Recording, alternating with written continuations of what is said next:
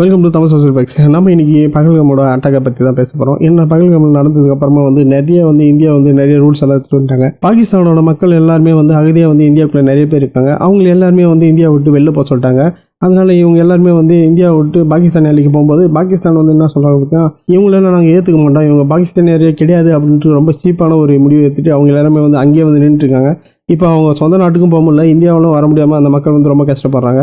இது எல்லாமே பாகிஸ்தான் பண்ண ஒரு பெரிய கொடுமைன்னு தான் சொல்லுவோம். அதே நேரத்தில் பாகிஸ்தான் பார்த்தீங்கன்னா நேற்று சொல்லியிருந்தாங்க, எங்களோட வான்பரப்பில் இந்தியாவோட விமானம் பறக்கவே கூடாது அப்படின்னு சொல்லியிருந்தாங்க. இதனால் இந்தியாவுக்கு பெரிய நஷ்டம் தான். ஏன்னா அந்த வான்பரப்பை நம்ம யூஸ் பண்ணலன்னா நம்மளுக்கு ஃபியூல் லாஸ் ஆகும். ஏன்னா சுற்றி என்ன போகிற மாதிரி இருக்கும் மிடில் ஈஸ்ட்டுக்கெல்லாம் போகிறதுக்கு. இதே நேரத்தில் நம்மளுக்கு எவ்வளோ லாஸ் ஆகும்னு பார்த்தீங்கன்னா கிட்டத்தட்ட $600 மில்லியன் ஃபியூலுக்கே லாஸ் ஆகும் அப்படின்னு சொல்கிறாங்க. இதே பாகிஸ்தானுக்கும் இதே அளவு தான், ஆனால் நம்மளை விட அதிகம் அவங்களுக்கு காசு லாஸ் ஆகும். கிட்டத்தட்ட $1500 மில்லியன் அவங்களுக்கு லாஸ் ஆகும்னு சொல்லியிருக்காங்க. அது மட்டும் இல்லாமல் ஃப்ளைட் லேண்டிங் ஆகிறதுக்கும் லேண்டிங் அங்கேருந்து எடுக்கிறதுக்கும் நிறைய காசு செலவாகும்.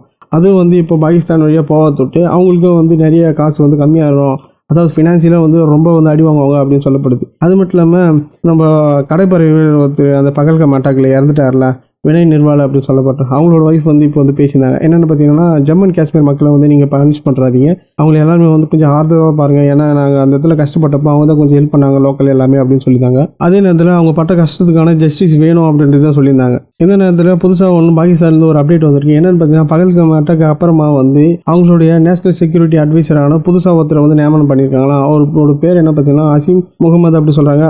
அவர் இதுக்கு முன்னாடி ISI இருக்குல்ல, அதோட சீஃப் ஹெட்டாக இருந்தாராம். அவர் தான் இப்போ அவங்க நாட்டோட நேஷனல் செக்யூரிட்டி அட்வைசராக போட்டிருக்காங்க அப்படின்ட்டு புது அப்டேட் கிடச்சிருக்கு.